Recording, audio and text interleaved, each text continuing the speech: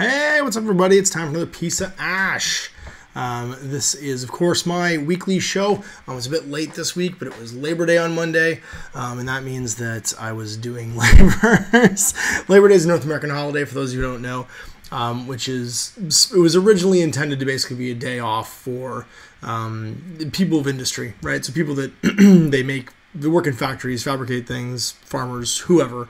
A day to rest at the end of the summer, basically, and kick back and drink some sweet tea and get together with your family and stuff. Of course, in most families now, Labor Day is a day where you catch up on all the housework you haven't done, which is what I did on Monday. As my wife was home because she was off, and we just deep cleaned the entire house. So like the usual stuff, like, you know, getting all the dust off the fan blades and the fans on the top of your ceiling, pulling things that you hadn't pulled in a while, vacuuming under things you hadn't vacuumed in a while, mopping the floors, all that stuff. So we've got a nice spick and span house now, but Labor Day, of course, is not necessarily a day off if you have a family. That's a day when you typically just catch up on all the things you haven't done. So that's why this is on Wednesday. It was going to be on Tuesday, but of course we've also got another big event that just happened in my family, which is my daughter has gone to school. So this will be the first piece of Ash, 100% uninterrupted by Kat running out from her nap and demanding I fix an iPad, or she wants juice, or just go to the potty, or whatever.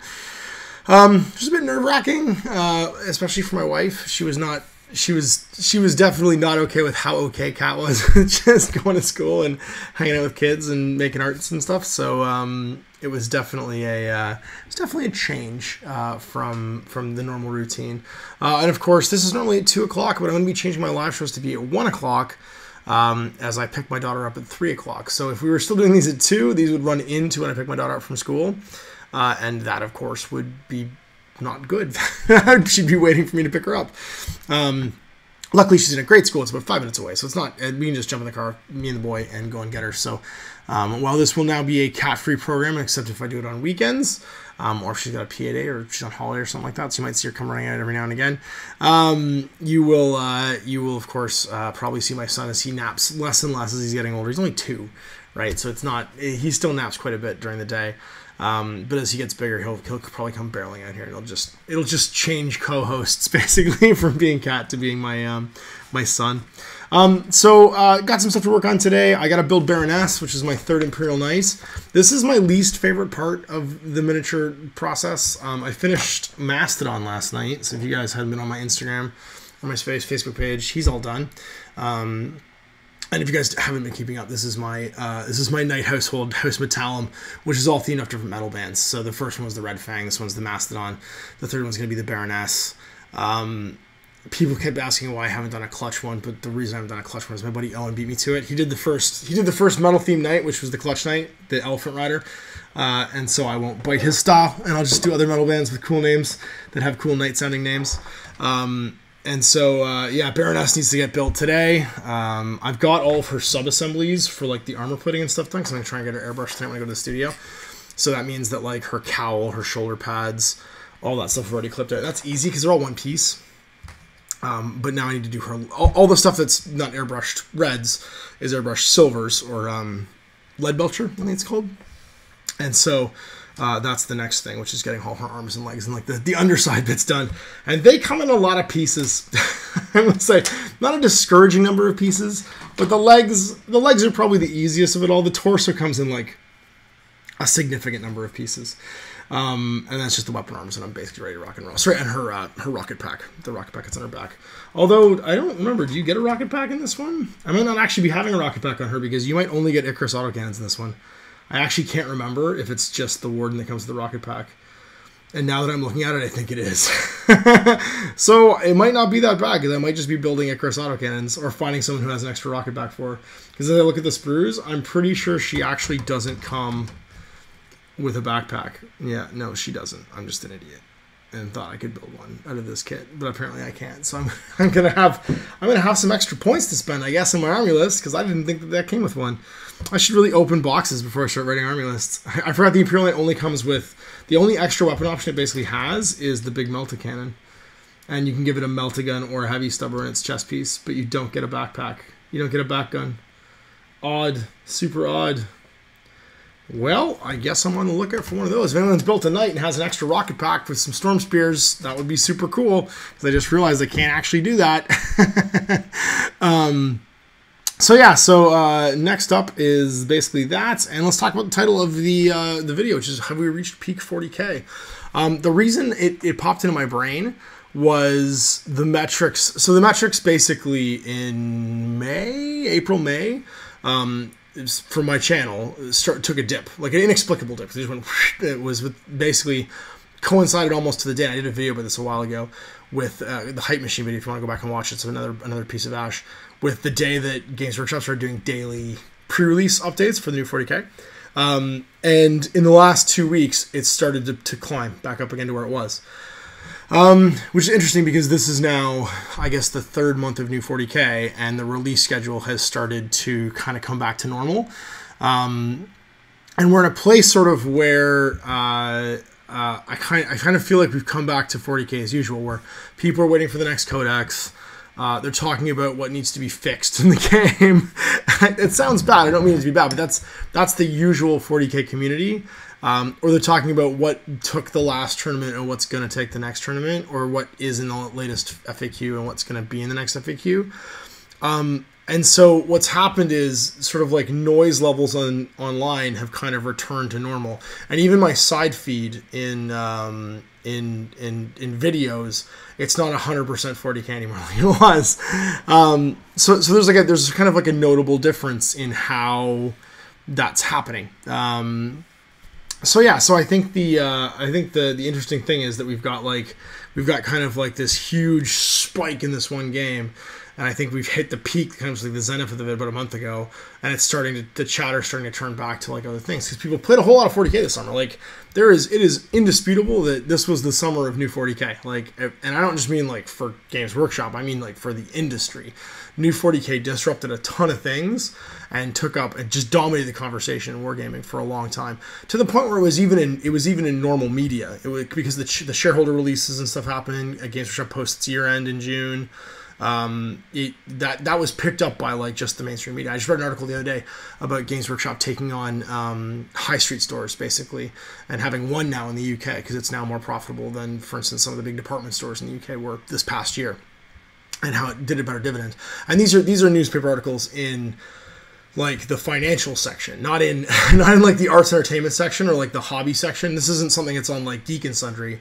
This is something that's in like the Guardian or whatever. Like it's in like the Financial Post section of all this stuff, where they're talking about hot like stocks and things, because they had a fantastic year and they posted above profits. And so I think it's really interesting because we've kind of, the conversation now has become very much about what's next. And I think that seems to be kind of like the cycle in gaming. But what an incredible ride the last 4 months were, just to observe from sort of like sitting back. What they say is rising tides lift all boats. If you imagine me and my YouTube channel as just being a guy on his little boat, I got to watch the tides, and we got to watch ships flip. You know what I mean? Like we got to watch smaller companies even struggle because of it. We had smaller, other not as big ships. You know what I mean? Like things like Interplanetary for Corvus Belli, where it's even being mentioned. Carlos is mentioning their social media presence, and other companies are even talking about it in a very frank manner that this is now happening, because it sent sort of like ripples across the entire sort of like, I guess, surface of the seas that are the wargaming market. But it seems to be leveling off. So we're in a really neat place right now where it's kind of calming down and going back to normal. People are excited about Death Guard. That seems to be the next big thing. People are like posting Mortarian's rules, and he's the new like, oh no, he's OP, blah blah blah conversation online.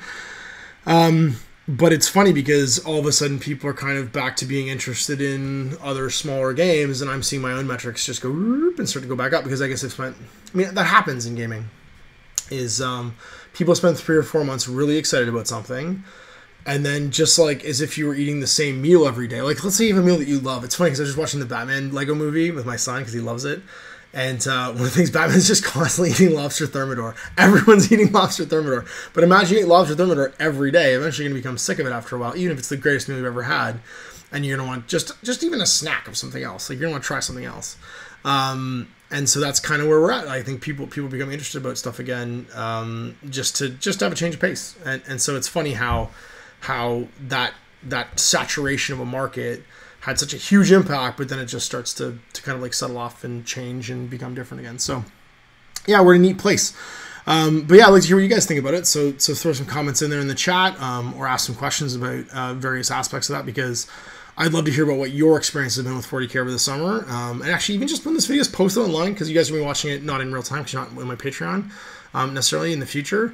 Put your comments about what your experience was over this summertime with the new 40K, because I'd love to just see lots of anecdotes. You know what I mean? My personal anecdote is from the point of view of the internet and just the people coming to see me, coming to play games. Like my next 4 weeks, I think I've got at least one person a week that wants to play 40K. I just got a text from Adam from Greenleaf Terrain, who apparently has been texting me for a while. Shout out to my boy Adam. I got a number wrong on my phone. So we're going to set up a 40K game because he's painted an entire army since the last time you guys saw him on the channel. You know, Steve, it's funny because Steve at Mountain Miniatures Games, Mini Wargaming, has basically just like, it's just like another mini wargaming channel. Like it's just nothing but 40K games. Remember when he said he was going to start doing it because he wanted to play other games, but then he spent literally the entire summer doing nothing but posting 40K games. And it's been good for him. It's really popular. His channel grew really fast. I think he's at almost 10,000 subscribers or something like that in over 4 months, which is great for him. I mean, that's a great start. But yeah, like he's literally done nothing but play 40K. Like I think he posted 2 Dark Age games and then just 40K the whole way through. And I haven't seen him the whole time because he's been playing 40K after work with friends. So yeah, so do some questions, throw some comments out there. I'm gonna do some questions from the mailbag, and I'm gonna start building Baroness because I want to get at least her legs done while we chat, because then I can do the rest of it another day if I have to, and I can start painting the bottom half of her. Because I don't know if you guys see my Facebook page or my Instagram, the nights I always break into sub-assemblies and paint in pieces so I can put them together later on. 1, because it's just way easier, and 2, because for the airbrush, you can do lots of base cutting and stuff, and it saves you a ton of time, like a ton of time when you're doing it that way. So I'm gonna try and get the legs done. If I can't get the legs done, then I will be in great shape for getting Baroness done by the end of the week, and that means my 3 nights are done. And if I have 3 nights done by the end of the week, then I have a night army. I am running into a problem though, and that is I want to go to Lords of War weekend the 40K Classic, which is Lords of War's big yearly 40K tournament. And there's a team tournament, a singles tournament. I think I'm going to go to the singles tournament. If I could find a way, I want to stream it as well. So Chris Sly, if you're watching this, figure out a way that I can get an internet connection at your event, so I can stream my games. So I think you guys would have fun watching like 40K games are so easy to stream because it's funny. They're like War Machine games in that there's almost no scenery on the table anymore, which is bad. But it's just the way that it's the way tournaments are, because the TO has to acquire a ton of scenery. And 2, even the scenery that Games Workshop makes, it doesn't cover a lot of the table. It's mostly just flat with like some sticky uppy ruin bits, which has been a commentary about the new 40K in general, how hard it is to get a cover save for certain things, because like there's not really any terrain on the table, or at least terrain that blocks line of sight. So like if it's just the simple rules from Age of Sigmar, if you're touching or in terrain, then you get a cover save, great. If it's not that way, then you've got a problem where you've got big things that can just literally never get saves, which is I think you just have to accept that. You know what I mean? Like that's okay if that's what's intended. Just have it be that way. Oh, we got to find the big flat pieces. Here they are. And does it tell me I need to do a certain thing? Oh, it showed me which ones go in the back. That's what it is. I haven't built these in a really long time because I don't know if you guys remember, but I built my first knights like a year ago and was just so bummed about building them that I didn't paint them until like the last 3 weeks, which is awful. So yeah, there we are. That's where we're at for that. Let's do this, and let's hop over to Server Monkey. I'm just clipping up pieces so I can clean them because there's so many pieces in this game, or in this night kit. Let me just do that and get it ready to rock and roll. All right. So analyze results. Let me grab some questions here so we can clean night feet while I talk. Das Moot Green asks, "What are you doing, Das Moot?" I get the joke. It's a Das Boot joke. but it's Das Moot green. Do you have any tips for running demos for crunchy wargame games like Infinity or Bushido? How do you present the game in a way that isn't overwhelming? So yeah, that's rough, because those are games where you become good at those games almost by being able to understand how the rules interact, but they don't necessarily make the game attractive to people. So when I go to do a demo of any game, I think to myself, what is the core mechanic that makes this game special? So what is the thing that makes this game more exciting to play than other games generally, and why would I be attracted to this game if I was seeing it for the first time? And so I think that's a sort of like a touchstone for when you're planning on doing demos. How do I get the demos to be kind of as engaging and interesting as possible? So in Infinity, for example, what's the coolest thing about Infinity? The cool thing about Infinity is the ARO system. It's what makes the game the most different from miniature games of its type. It's not just I do all my stuff and you sit and watch me while it's your turn. It has a integrated integrated activation system where every time you do something, if I can see you, I get to act as well. And so I wouldn't bother trying to teach people how to play the game in a demo. What I try and do is show them what makes the game special. And I think that's a touchstone for almost any demo game. It doesn't matter. It really doesn't matter what kind of demo game it is. I think it works best with crunchy games like Infinity and like Bushy, like you said, mostly because it kind of helps you to see what to strip away and what not to strip away. And so the starter sets for those games are great. In fact, I think even Corvus Belli has a great store demo kit, which is just Fusiliers and Nomad Aguaseals. And what's great about that is it makes you not worry about all this stuff, because it's just 3 dudes with guns versus 3 dudes with guns. And those work fine, I think, for showing the core mechanics.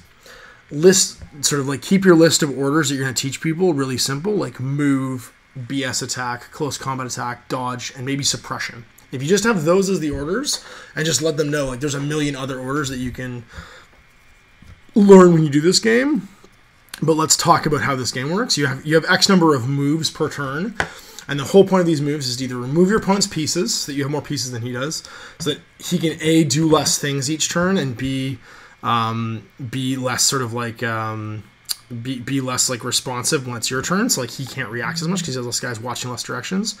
And 2, the game is also about setting up traps, right? So forcing it that if you guys are trying to go do something, your opponent has to move through an area where you've got a prepared position where guys are basically watching corners and stuff. And then you make the demo about that. So you make the demo about what I would usually do in Infinity is I would make the demo where there's a tiny mission, and the mission is about forcing movement. So let's say the 3 Aguaseals have like stolen some really awesome intelligence, some sort of like super cool information from the Pan-Oceanians, and the Pan-Oceanian security is trying to get it back. And so the big key there is they have to get off the table some way, somehow. And the Pan-Oceanians are trying to stop them. So now you've got it so that one side has to move. You know, they're not just going to sit still. It's not going to turn into a camping game, because that's 1, no fun, and 2, not a lot of fun to even watch, right? Like so like those demos they're not going to be engaging if it's just one side sort of like sitting and staring at the other. And 2, it highlights what you're trying to do. It's highlighting preparing positions, moving around. And you just play it on a very small board. So you play it on like an 18 by 18 inch board. So you're shrinking everything down to a few moves, a few simple commands that the players give to their models, and then finally a few like core mechanics like move, and fire, maybe suppression.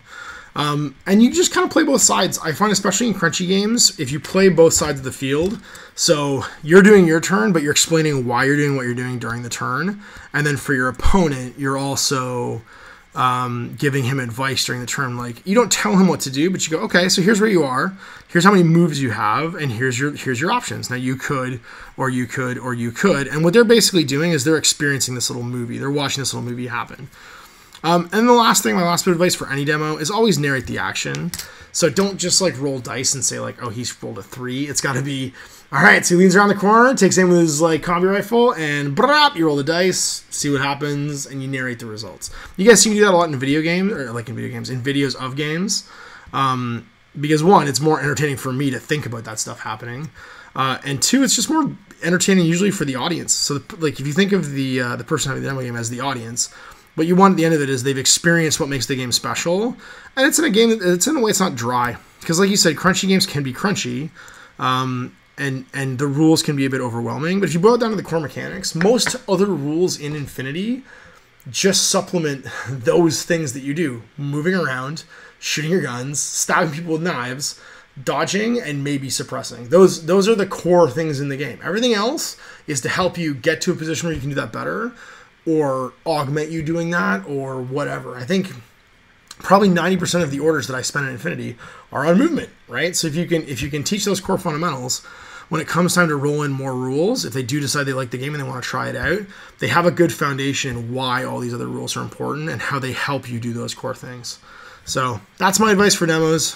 Think about, and for Bushido, it would be the same thing. It would be, how do you teach combat? You know what I mean? Because combat, the thing that makes Bushido interesting is the tired, exhausted mechanic, and then the way that combat works, the way that you assign dice, basically.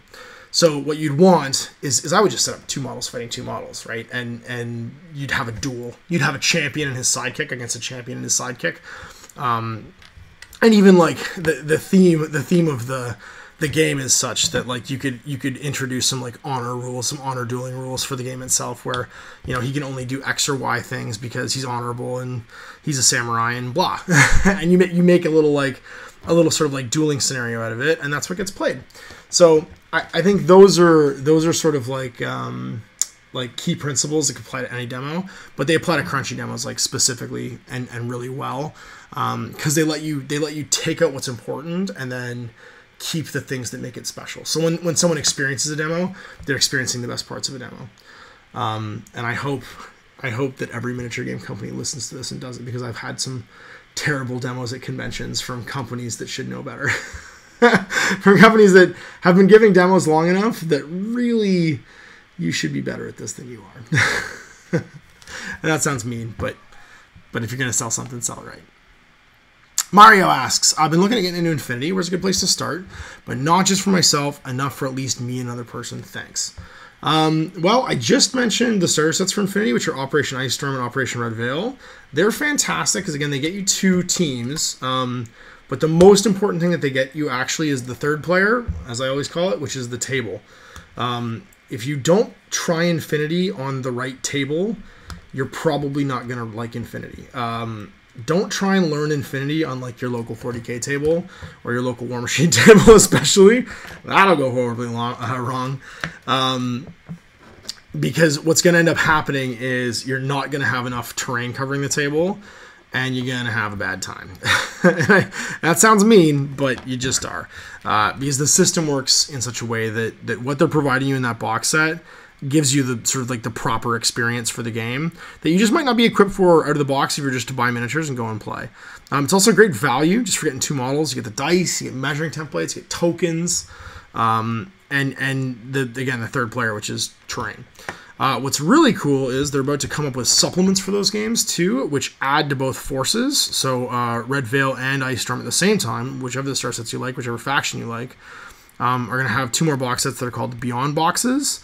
And they give you, again, add-ons for both sides. And really cool add-ons, too, that actually I think a lot of existing players are going to run out and grab, because they give you access to some cool new rules and stuff, too. So one thing I will say about Corpus Belli is for a miniature gaming company that isn't Games Workshop, they probably have the best grasp on what a good core box set looks like and are self-aware enough as their own products to understand what should go in it and why that stuff goes into that box. A lot of companies tend to try and give you either what's the most cost effective, but not necessarily what's the best thing. The star sets from War Machine are pretty close. Like, they're pretty good to, I think, to get you started on your way. The new ones especially, because they come with like tokens and stuff too, and they come with even mats to play on. But the Infinity ones in particular, I think what's great about them is they're very self-aware. They understand what you need to play their games really well, and so they tend to be like, one, a great value just for just like getting the models, getting the terrain, but also really well thought out when it comes to just letting you play the game. So those fantastic if you want to add on to them later on. Each of those factions still has some cool like box sets for their sectorials. So like if you wanted to add on, like let's say the military orders box to the starter set, the Ice Storm starter set comes with stuff that can be used in almost all the sectorials anyway, which is Fusiliers. The military orders one, you can also get like things like the Father Knight. So it's super handy because it kind of lets you go whatever direction you want. Same with the Nomad one. Also, you can use Agua Seals and a Mobile Brigada, and the Spectres and the Grenzers and stuff. They've done a good job of making sure that the stuff that comes in the starter set doesn't necessarily get locked if you start playing a sectorial. And so you're in pretty good shape when it comes to playing with those things later on.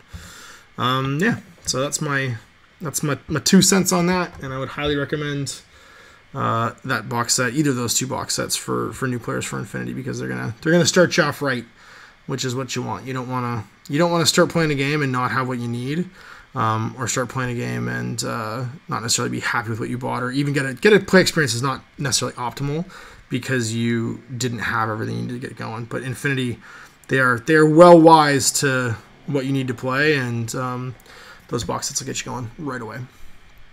And that's all I've got in the mailbox for right now from the patrons. So let's jump in and ask everybody and look in the chat and see what people have been talking about.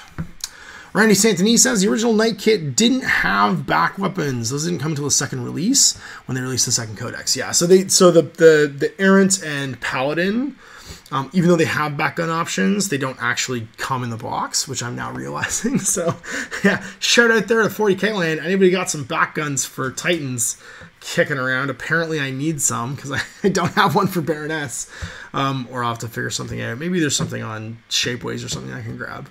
That looks cool. I'll have to have a look at that and see if there's something available. That leg's done. Let's do the second leg. I'm looking for 57 and 58 right now. Oh, that's obnoxious. There's 57 and 58. Hooray.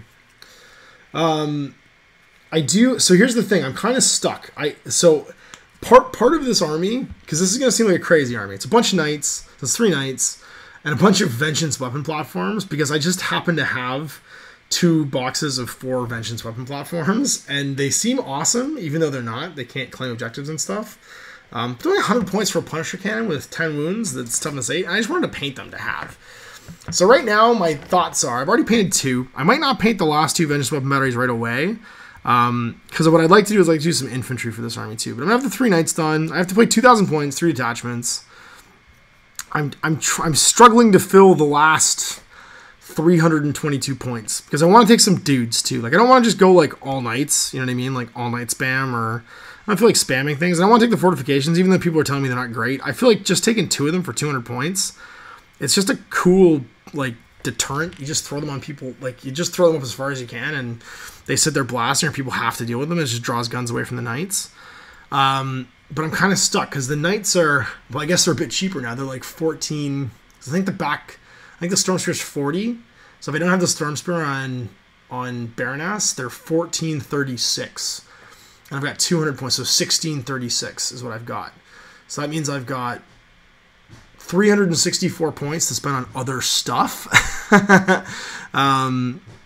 And that other stuff, I kind of want to have be like dudes and transports, you know what I mean? So it's a shame. It used to be in the old days, you could just like, you could take transports relatively cheaply, but like now it's almost the same points for a Razorback as it is for a Vendetta or a Vulture or a Valkyrie. So I'm like, I could do Guard, I could do my Primaris Marines, but then I wouldn't have transports.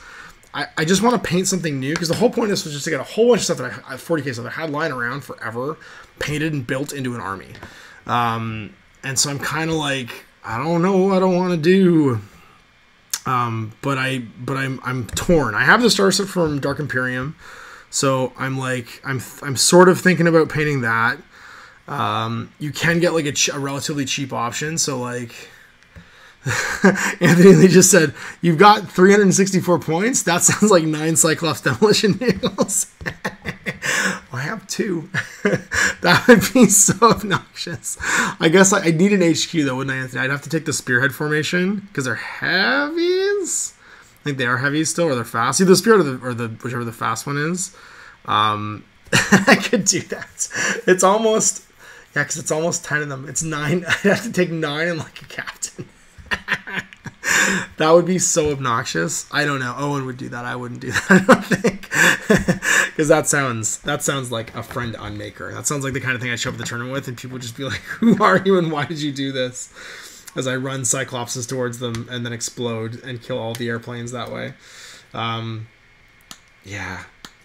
The problem is that you can shoot them and then they still explode, and they could also kill my knights. So there's kind of a risk-reward thing there. They'd have to be so far away from my knights that my knights would be kind of unsupported anyway.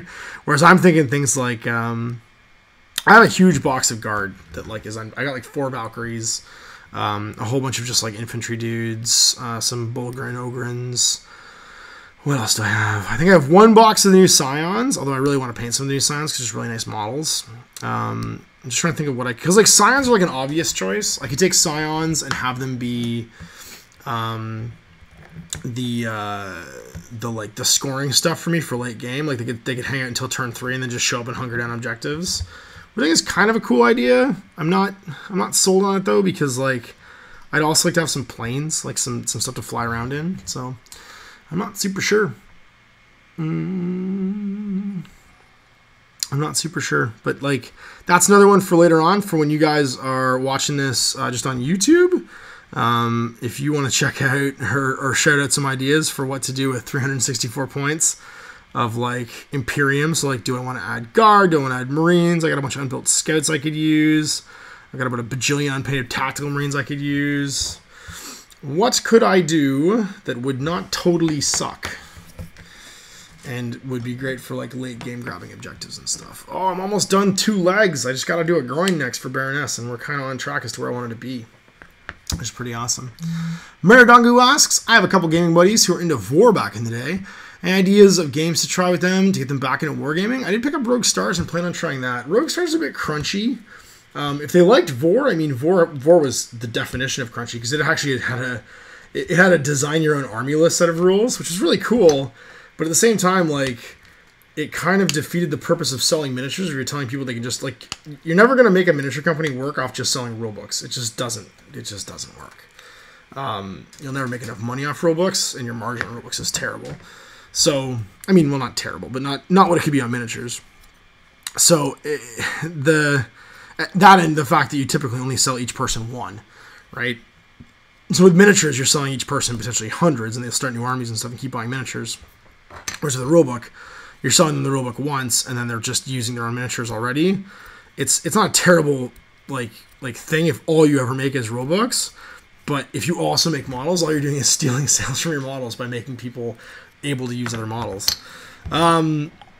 So yeah, so like I'm not really sure if that's necessarily if like Rogue Stars is necessarily the right game if they played Vor, because they might want something a little bit bigger.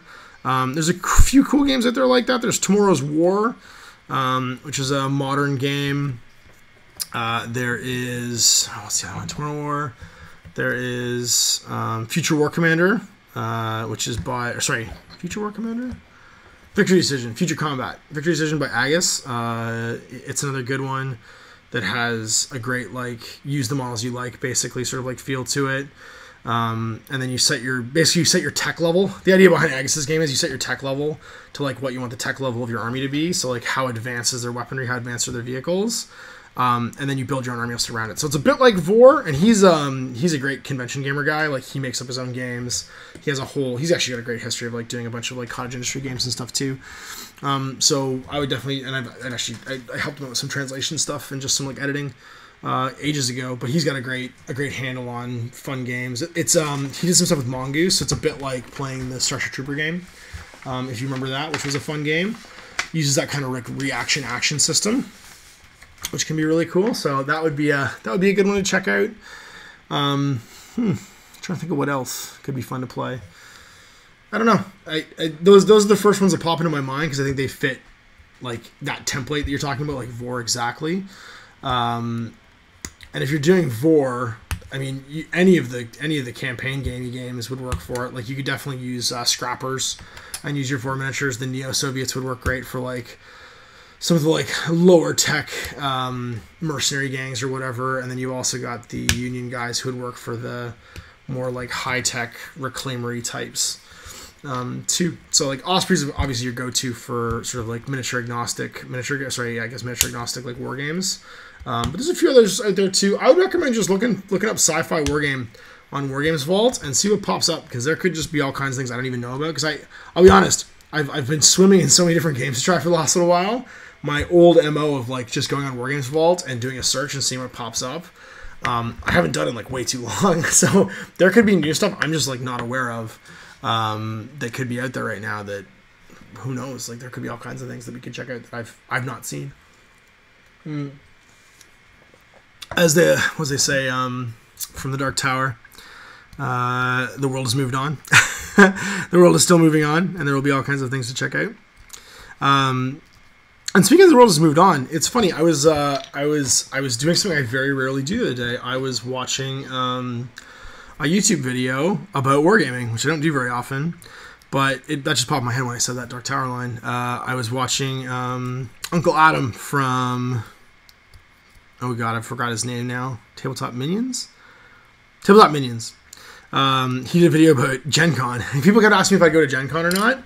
I talked about how Gen Con wasn't for me. Right? It's not really a my kind of a convention anymore. It's a bit big. Too many people, and it's not really enough about wargaming. And I just got to laugh because I saw a video pop up my feed that was exactly that. He's like, I don't think I'm going to Gen Con anymore. It's gotten really big, and it's not necessarily enough about wargaming for me. And he made an interesting comment about how, I guess, I'm paraphrasing here, and I'm going to put it in my own words, but it's basically turning into Coachella, where the independents can't afford to be there anymore because it's so expensive.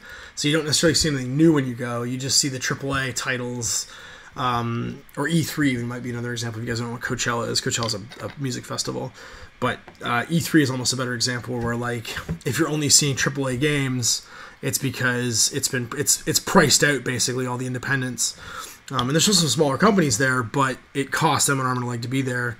And it's not really the same vibe anymore. It's not that independent vibe. And he basically, I think he went on to basically just say, like, but Adepticon's awesome. You should all go to Adepticon. So that was great. Because I like Adepticon too, actually. Adepticon's the one con I think I would go to regardless. You know what I mean? Just because everybody kind of it's all wargaming for the most part. Like there's some board gaming and stuff, but for the most part it's mostly wargaming, and it's still got that like cool, you know, you go and discover things you haven't seen before. Little companies are still all there, and little companies can kind of use it to catch a break. And that popped in my head, that whole world has moved on thing, because it's funny how conventions do that eventually over time. They stop being as, I guess, I don't want to say cool, but the more popular you get, the more you can charge. The bigger you become, the bigger space you need into, the more it costs you, the more you charge. It's almost kind of just like a natural offshoot of growth.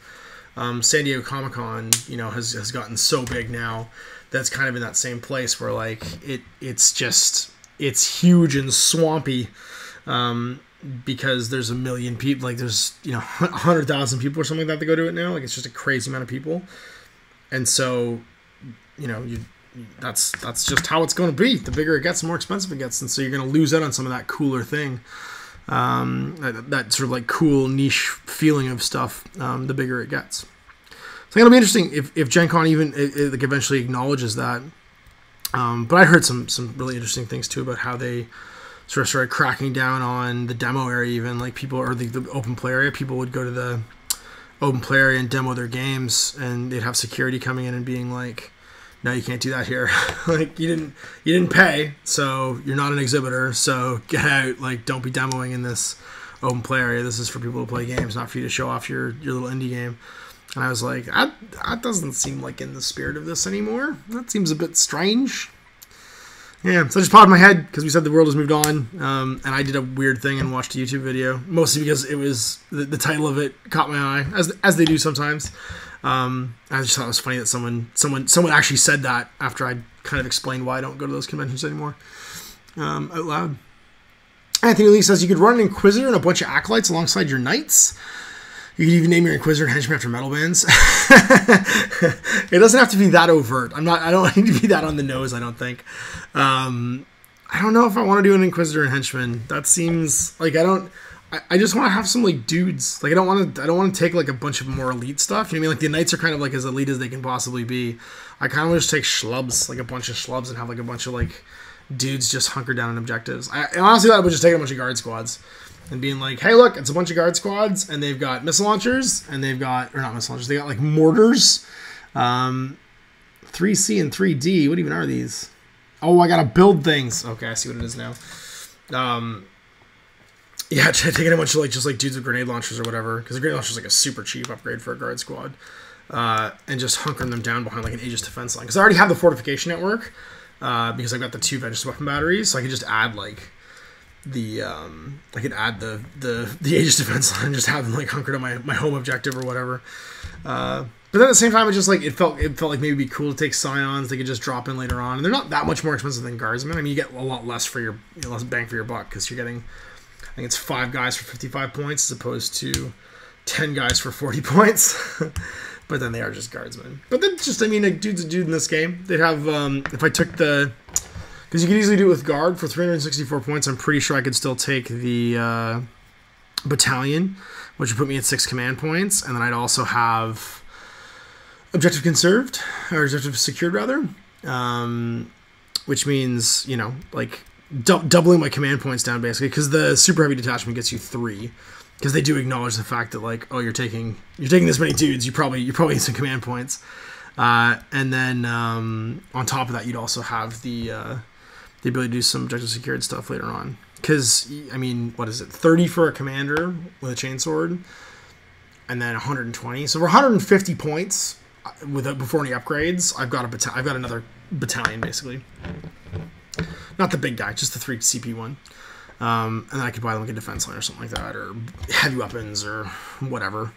And it's another, I mean, that's another 31 wounds, 35 wounds for the guys. However many wounds the company commander has, plus a bunch of las guns, plus a bunch of missile launchers. That's a bunch of, I mean, that's a legitimate like concern. Like you have to kill them, you have to get them off stuff. They can run around and do things. And you're really going to be shooting them when you're not, when I've got 3 knights like stomping around towards your lines. I don't know.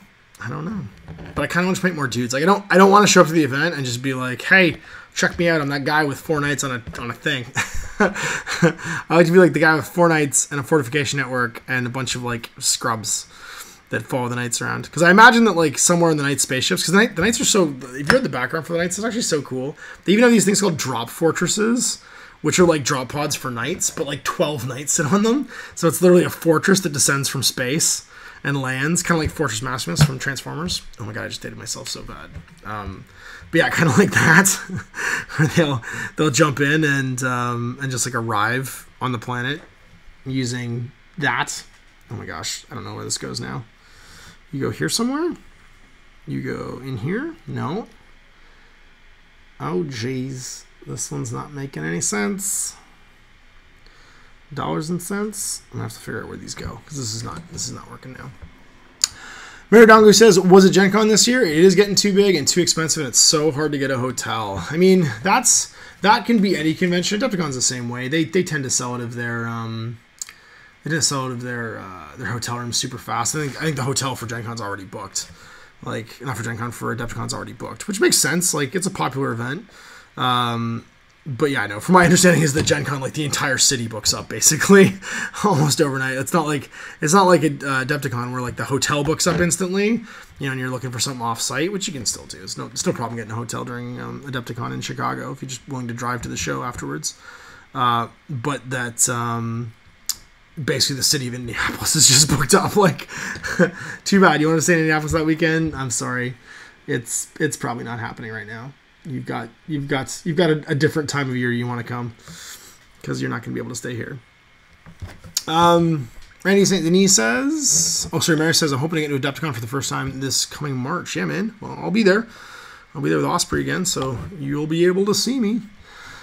Randy says, hey Ash, do you have any insight on why there seems to be such a lack of quality miniature painting videos online now? There used to be a bunch, but it all seems like tips now. Well, okay, so it all seems like tips. So instead of doing full painting videos, people are doing tips. I wonder why that could be. So I would say that the answer to that is, and this is going to sound negative, and it's not meant to be negative, but more and more people are now making a living or using things like Patreon to make income off of doing painting videos, or they're doing them on Twitch. So and there's two reasons for that. So the first one is if it's on YouTube and they're making money off of it, they're probably using Patreon, and that means they're doing like a per post thing. And that also means that it becomes a numbers game of how much content can you make as quickly as possible to get paid. So there's that. First of all, like, people are making content on a per post basis, so it makes sense for them from a time invested point of view to make things that are sort of like snack sized as opposed to full meals, because you can make, if you get paid the same if you make a full meal or a snack, you know, then why would you not just make constant snacks? Because you're getting paid that money, that's what you're gonna make. And the other half of that is, that's what Games Workshop does. Games Workshop doesn't do full videos. They do Duncan's tip of the day or whatever. I've never watched one. Maybe not to lie. I've probably seen one, but I don't watch them. So, but I'm aware of the fact that they do like a daily quick tip or whatever. And the world will follow what the big people do. They're digestible and they're easy to find. They're also easy to follow. And if you're smart and you don't look at them as, oh, I really wish someone would post a video about how to paint, you know, yellow on my Yandon, and you just go and find any video on painting yellow, because that used to frustrate the heck out of me when people would be like, I really wish you would show how to paint blah. And it's funny. Chris used to be mini wargaming. Chris used to be the most frustrated when he would open a mailbag letter and it would be like, can you do a video about painting white? And he's like, I've done 800 videos about painting white. Why can't they just watch these videos? And I used to have a joke that Chris at Mini Wargaming should just someday dress up like the Great Gazoo from the Flintstones, which again is going to date me and no one's going to know what it is, but it was basically this tiny little like fairy that wore a green motorcycle helmet, and he was Fred Flintstone's sort of like fairy godfather, but he hated Fred Flintstone and would call him Dum Dum all the time. And I think he would start every sentence he would say to Fred Flintstone with, listen up, Dum Dum. Because I'm pretty sure towards the end there, all Chris wanted to do was start every painting video with, listen up, Dum Dums. I want you to know this is the 18th time I'm teaching you how to paint white. Please stop asking me how to paint white. But I'm pretty sure that goes for everyone that's ever made a painting video. The fact is that people don't necessarily go back. They just want instant gratification, want something directly towards them. And it's just ways to make short videos. So those are my two reasons I would come up with. The other thing is Twitch is becoming increasingly popular for painters, and because they can do it in real time, they can just sit there and stream their video, or they're painting a model. I find they tend to do Twitch streams for the long form stuff. So if you want to try and find videos where people are painting models start to finish, that might lead to you having to subscribe to somebody on Twitch so that you can see their back videos and stuff.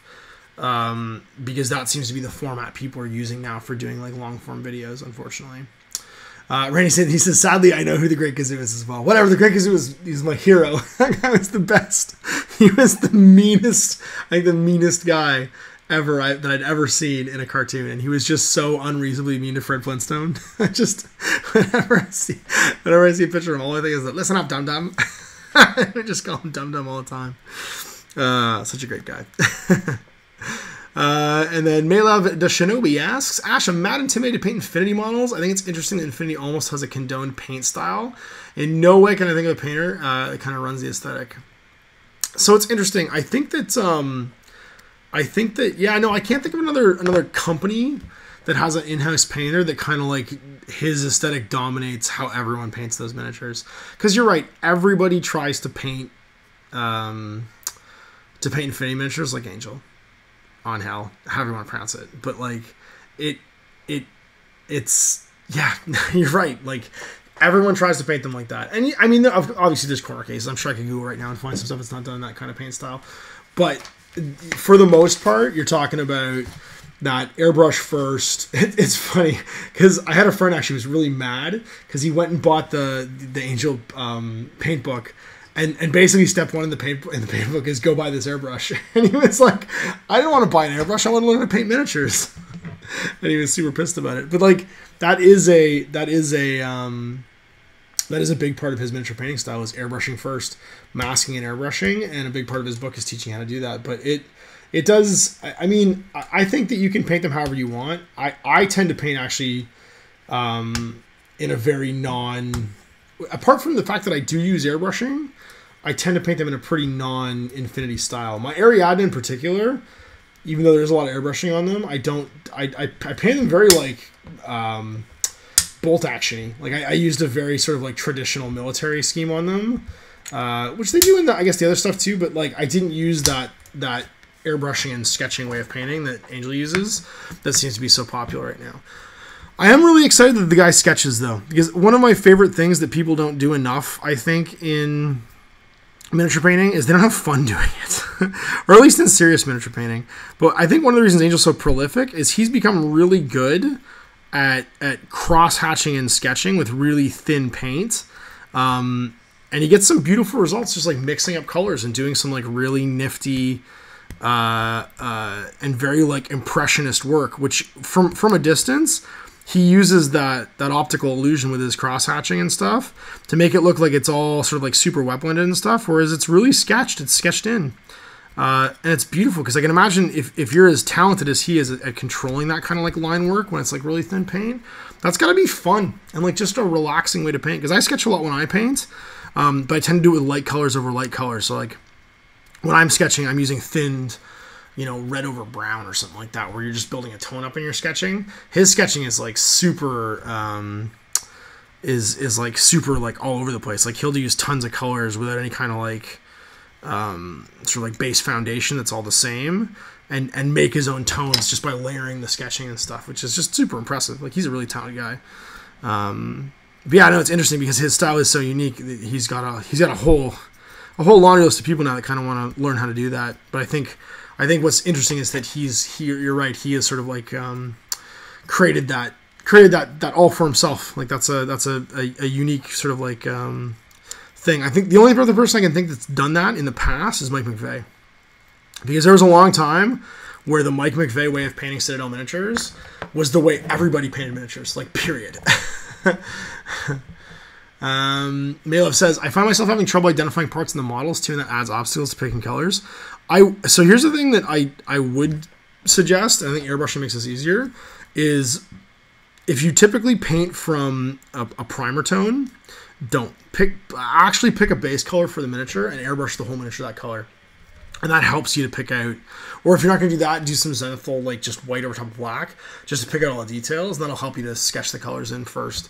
I find starting with a base color, no matter what it's going to end up looking like in the end, tends to help me get over that like fear of, oh my god, this is such a ridiculously complicated miniature, there's so many pieces to it, you know, there's so many buckles and straps and just obnoxious details. I don't want to do this because I've been there. I understand what you're saying. That's definitely that's a real concern.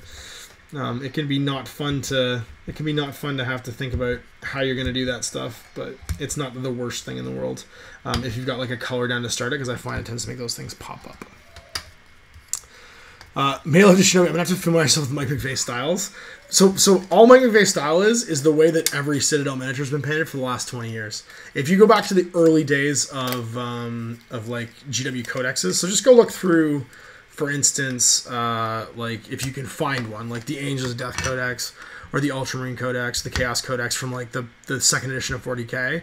The way those miniatures are painted in that book is the way every Citadel miniature was painted, which was basically just the entire studio painting like Mike.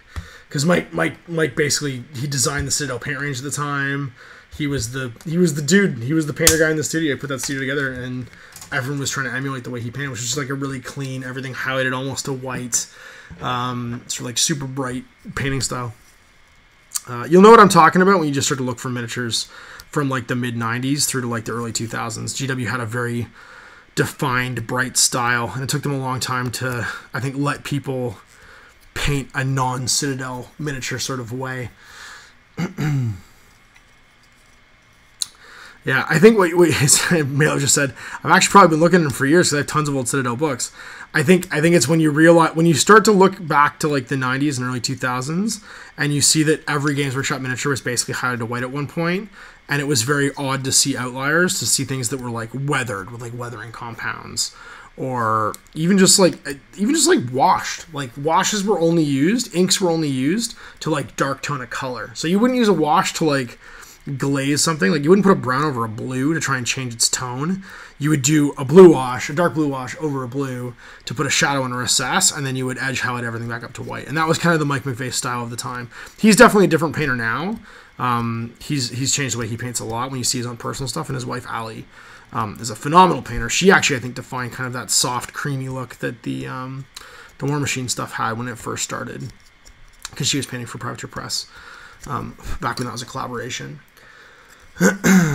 But yeah, no, the Mike McVeigh style from the 90s is like definitely like you can see how he affected the way they painted miniatures in every aspect for probably like 20 years. Randy St. Denis says, I find to pick out details, I do a 3-to-1 wash over the primer, let's listen to the details, and I can find details easier. Yeah, that's another way of doing it. We used to call it, we used to do that even with, before we would highlight things with a tin wash, as we used to call it, because when you'd put models in catalogs in the old days, instead of just having like a bare metal miniature in a catalog, what they would do is they do what's called inked tins. They'd take a miniature and they just put black ink over top of it because it would make all the details pop. So if you ever wonder why there's like really super dark details sometimes on old catalog pictures of miniatures, it's because they'd ink all the old metals just to make the details pop out so you could see them. But that's just kind of an opposite way of doing the zenithal highlight, where you prime something black and then just give it a dusting of white primer. Because you're just achieving the same result, right? You're low lighting everything so you can see where all the details are. But it's certainly another good way of doing it. A little Agraxy. Mail to Shinobi. Oh yeah, Mike's the dude in the back of the Army Painter book. Yeah, man, he was like, so the original studio, or the original like screw chop hexagonal paint line from GW, I'm pretty sure Mike had a big part in designing what colors went into the range. He definitely collaborated with whoever came up with it, I think, to pick the colors that went into the Citadel paint range. That's why everything was like a tone up to like a super bright tone. So you had things like scorpion green and lightning blue, and these like crazy colors that like you'd only ever use to like edge highlight things. But basically the idea was he made a paint line where he'd never have to mix paint to paint in like the GW Citadel style, which I think is fascinating, because it's like, it's this like, you almost feel like it's an anachronism now to paint miniatures that way, to paint miniatures like cartoony all the way to white style. But back in the day, man, like if you were a kid growing up reading White Dwarf and looking at Citadel miniature books, you didn't know that there was any other way to paint miniatures. You just thought that was the way miniatures got painted because everything looked like that. And it was super weird to see anything else. That was the era of like people looking down on dry brushing like there was something wrong with it, like you know, like as if basically you were a lesser person if you used dry brushing. Whereas today, you know, we've kind of come full circle and everyone's just like cool with everything again, because everything's valid in its own way. You can always find a use for almost every technique. But that super clean, like super highlighted style, and it's funny because Mike McVeigh, he invented a lot of stuff along the way. If you ever go back to the Angels of Death Codex from 2nd edition 40K, you'll see one of the first non-metal paint jobs ever on Dante and his honor guards. And I remember me and my friends sitting around looking at that codex when it first came out, being like, why is Dante brown? Why did they paint Dante brown and then highlight him up to beige? And having someone have to explain that Mike was experimenting with painting like in a painting, basically, where stuff was highlighted up to brown. And I was like, this is bizarre. This is weird. And you didn't see it for years and years and years until later on the Confrontation in Rackham basically took it a whole other direction, started doing weapons and stuff with it, and it became this like really fashionable in wargaming thing. And there was a joke for a long time, you couldn't win a Golden Demon with that non-metal metal. You better start practicing non-metal metal because you're not going to win a Golden Demon that doesn't have it. Because it became like a technical thing, right? Like how technically competent are you at X or Y? And non-metal metal was the new technical thing that showed off how technically competent you are at miniature painting. Yeah, so it's interesting. It's interesting how stuff comes full circle. You don't even see non-metal metal that often anymore. You actually typically see non-metal metal done with metallic paints, I find, is people are using those techniques now, but they're using metallics, and they're kind of like hedging into both worlds, which is an interesting phenomenon as well. So who knows? What else we got? Oh, Mail just, because we were talking about highlighting bits of the model to paint. Mail was talking about the, just understanding what the stuff hanging off guys in Infinity is sometimes. It's funny because after a while, if you paint enough Infinity miniatures, you are going to start to recognize it all. because for the most part, the human sphere guys, their gear is actually fairly similar across armies. And it was especially in the beginning, actually, but you're right. It's almost like you're having to relearn what sci-fi is, because like in 40K, you're so used to being able to identify a piece of gear, because typically people have spent so long looking at it. You know, if you're a layman, you have to kind of think of like how your parents felt looking at your miniatures. You know, if you're a layman, you might go like, no, Mom, that's not a machine gun, that's a bolt gun. Or like, no, Mom, that's not a rifle, it's a las gun. Like, just because you know what it looks like and that profile's become so ingrained in your brain, you kind of take it for granted that's what those things are. But when you're learning a new sci-fi universe like Infinity, you kind of have to start from scratch and go like all the way down. Milov says, I just hunted down that very Dante in the Third Ed book. Yeah, there you go. I think that's funny. The things that we kind of take for granted about the history of wargaming. And in one case, that's a big one. Non-metal metal was a big part of the miniature painting conversation for quite a few years.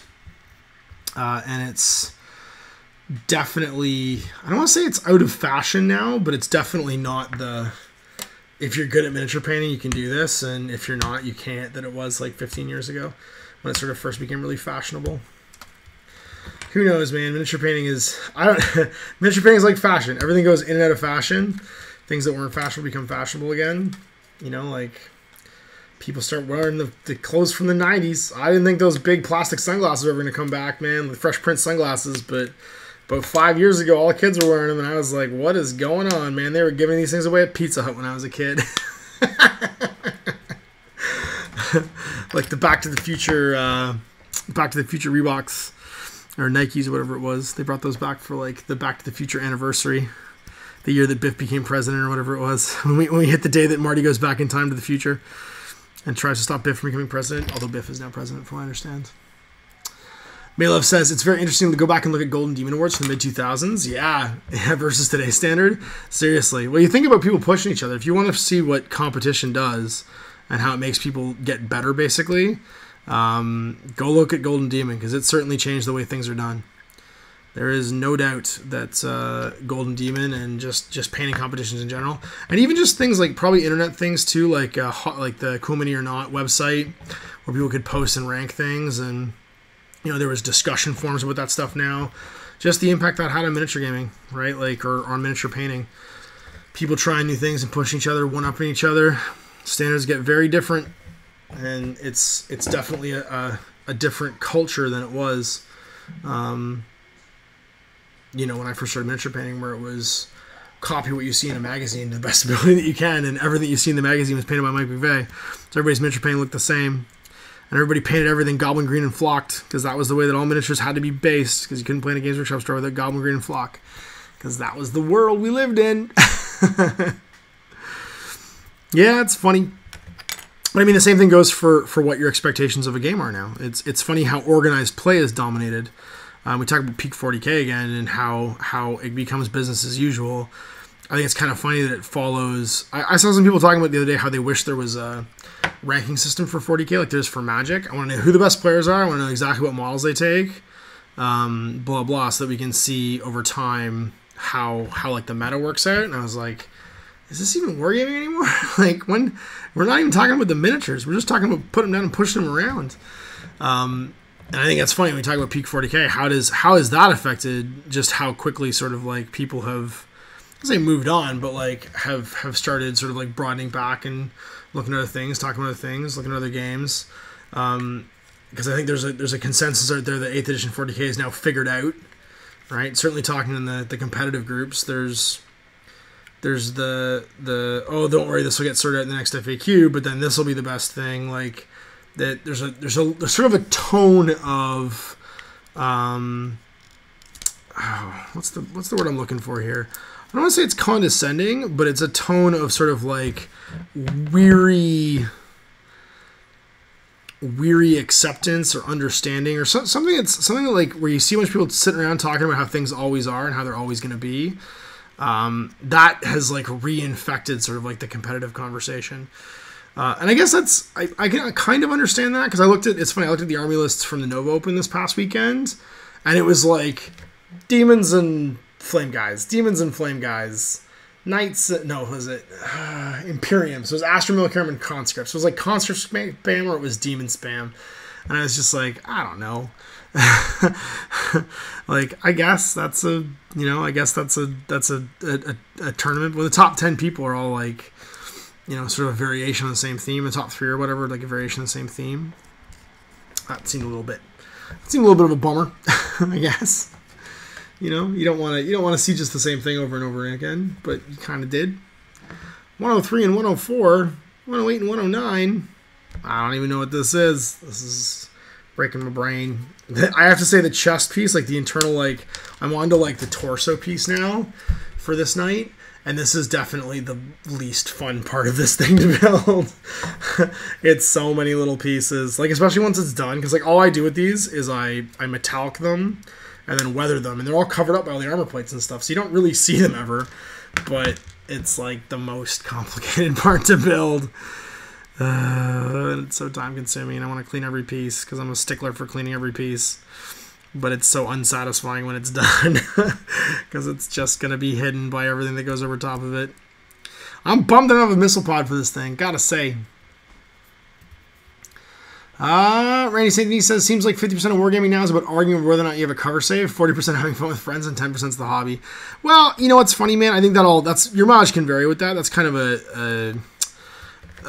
thing I think that's more affected by who you're playing with than the game you're playing.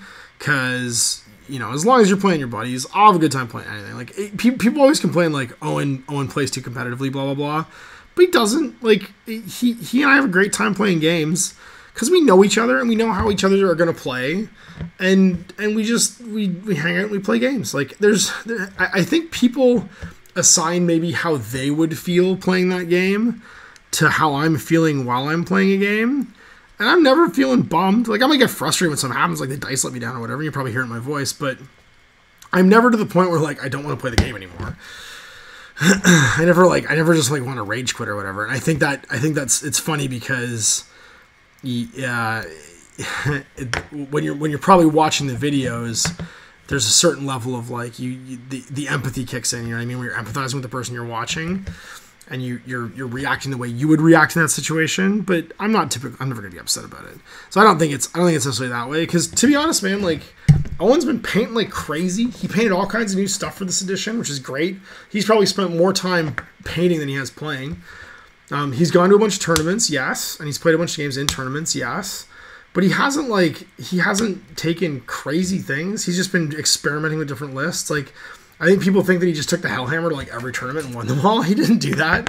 He took like conscripts one time. Then he took like an air wing of just like dudes and Valkyries. Like, because these aren't huge tournaments. These are like 1,500 point, 1,250 point tournaments and stuff. So, Anthony, that'd be awesome, man. Anthony's gonna look for a missile pod for me. It's the big missile one. I just want to have one of each. So right now I've got the Iron Storm missile launcher, which is the little missile pod. I want the one with the big missiles. So it's the back missile pod with the big missiles, and that way, because like all I really wanted of these 3 knights is I have each weapon represented. So I've got the Avenger Cannon, I've got the Power Fist, which you just never take, but it's only 5 points more, so I'm not gonna cry about it. Because apparently it's minus when it hits just makes it super inaccurate. And I want the Iron Storm missile launcher, which is the high rate of fire, doesn't need line of sight one. It's like 2 damage. And there's the big like crack missile one. Basically, it's like 3 shots, strength 8 or something like that. But it's the same model. It's just the back piece that goes in the back with the big missiles instead of little missiles. It's kind of like the difference between the 2 100 killer missile loadouts, where there's the one that's the big missiles and one's the little missiles, like the Vengeance missiles or whatever the other one's called. But I didn't realize that was a totally different frame. Shame on me for not knowing that. I mean, this model kit came out right as I was leaving Games Workshop. I think this was actually the release the month that I left. So this would be like the model kit at which point I'm no longer intimately familiar with every Games Workshop model kits. Because I couldn't tell you what comes in most of the model kits that are out now. I have to go look. Which is a very different place for me from 5 years ago, where I could just tell you where I used to play games called Spot the Bit, where you had to show me a bit, and you have to stump me on where it was from. I couldn't play that game now. I'd be done. There'd be no way. But I'm just excited that I'm piling through a bunch of my backlog. Like, getting stuff out of the studio is a good feeling at this point, because there's too much stuff in the studio. So having some of it go and get built and sit on a shelf built is nice. I will say, sad times. I haven't played Fantasy or 9th Age in long enough. There hasn't been anybody coming to challenge me for it. I did pack up my Fantasy Ogres off the shelf to make room for these Knights. So they're sitting in... I mean, it's not like they're going anywhere. They're just sitting in a carrying case now. It's this thing on a shelf. But they was dusty. So I got a little can of compressed air and I cleaned them all off and put them away. But now there's a Knight and 2 Vengeance batteries sitting there. And there's going to be another Knight tonight sitting there. Along with, I guess, this getting assembled and airbrushed and stuff. Scouts and Land Raiders. That's a crazy idea. I don't know why. I guess the point of running Scouts right now is they're cheaper than Tactical Marines and arguably no different because you're just a Scout. You're just a Marine with Walter basically with 1 less armor save. Seems to be the argument. Oh, that's not the right one. I'm putting on the arm fairings now for this thing. Oh my gosh, it's so close to being built. That feels so good. I have to put the headpiece on and little eagles on. Oh my god, 4 eagle heads. Like, why could you just not cast these eagle heads on this miniature? I have to go find these 4 eagle heads now and put them on. It's all these little like fiddly bits where I'm just like, this couldn't fit on the frame, just attached to wherever it is. But I guess the idea is it gives you options because it seems to be like pretty details like the eagle heads, whereas like I guess you could have, this is gonna be a chaos knight, you could take those off and have them be something else, yada yada yada. Like I understand from like a story point of view why they should be separate, but at the same time I'm cleaning one more piece and it's making me want to kill myself because I'm going crazy. 2627, where are you? 2627, there you are. Malev says, you might have missed my previous comment, Ash, but yeah, I run a pure scout army. That's bananas. Dave Taylor asks, "What's a Vengeance weapon battery?" It's the terrain piece that's like a Dawn of War heavy bolter turret. Remember the in Dawn of War there's those like gun emplacements. It's sort of like that. It's big though, and I wish I had the box here. I just took the box back to the studio. I'd show you. They're in my last on the paint table. If you go look at my last on the paint table, there's 2 primed, and there's one. I think the box actually sitting there too. But they basically, for 100 points, it's 10 wounds, toughness 8, BS 5, Punisher cannon or a battle cannon. So you can have battle cannons or Punisher cannons just sitting there. But they're only 100 points, and I happen to have 4 of them in a box that I bought at some point. They're from when the Wall of Martyrs came out. They did all these like gun emplacement stuff to go with it. I don't even know if they're still available. They might not even be for sale anymore. I could just randomly have something that's like a relic just sitting in boxes, but well, that'd be me. I guess I guess that's just what we have. I don't know if it's good or not, but we're gonna try it out. But I just want them painted. Like I haven't got them painted, and I want to give them a go. Oh my gosh, where does this piece go? This is obnoxious. How does this piece sit in here? Does it go like this? No, it must go on this side. Oh, you're killing me, Smalls. There we go. Oh, it's just super tight. I couldn't get this one like bit to sit on for a second, and I was gonna freak out because it wasn't gonna fit. Dave Taylor says, "I'll go looking." Yeah, and they're super easy to paint too. I like their fortification network thing, which means they don't ever count as friendly or enemy. So I thought they were gonna be cool because I could just plop them on top of objectives and just like sentry gun the objective. But you can't do that apparently. You have to actually you have to have your objectives held by friendly or enemy models, and so buildings never count as friendly or enemy. And that makes sense actually when I think about it from a rules point of view, because if it counted as a friendly model or an enemy model, you couldn't come within an inch of it. And so for some of the terrain pieces that you want to stand on top of, you couldn't. So it's weird because it's a thing you can target with attacks, but because it doesn't count as friendly or enemy, it can be stood on top of, and the models can come within an inch of it during their movement phase. But it also has some bonuses from being that way. Even if it's engaged, it still shoots. So like you can't just charge it with baddies and like take away its ability to fire. So it just shoots you like point blank if you're engaged with it with a Punisher cannon, which is kind of cool. Other little bits and pieces like that. Anthony says, "Oh, speaking of Dawn of War terrain, shout out to Awesome Death Ray Designs. His new line of MDF trim's amazing." Yeah, the black site stuff is awesome, and it's super. It's got that super sort of, I guess, whatchamacallit, Dawn of War vibe, which I really love. Okay, I'm so not doing all these eagle heads. I'm sorry, I'm done. Like, Baroness is not getting all the eagle heads. She's getting the front of the vehicle eagle heads. The back of the vehicle heads are staying off. She's not doing it. She is not into this much glitter. And so I need to find piece 36, and the torso's done. Yay! I love you, piece 36. And then, yeah, this sits here, and then it's piece 36. And the torso's finished. And I'm just going to try and build the head, because I got 15 more minutes. And if I can get the head done, all that's left is weapon arms. And I will build those at my leisure, because those are actually pretty easy to do. And if the head's built, I can get all this stuff primed. And then go pick up Cat. And we'll be in good shape. Hooray! I love it. Okay, legs are built. Torso piece is built. Oh wait, I forgot that piece the head mounts to, which is piece 36. Which is like a interior bit. Which frame are you on? I bet that's you. That's you. Hooray! We found it! And we're almost done. Yeah, we're just going to put the frame that the head goes on together. I'm going to call this job a good one, because we can do lots of airbrush and get most of this stuff done. I can just paint the arms kind of as I need to. And just Baroness will be an armless torso. She's going to be the leader of this trio anyway, because I figure of the 3 names, Baroness, Red Fang, and Mastodon, she sounds like she's in charge. So the Baroness will be the leader Titan. Malev says, I want Deathford Design's entire store. And Mario says, agreed, I really want a bunch of their base inserts. The base inserts are great. I use the base inserts for all of, especially the acrylic ones. I use them for all of my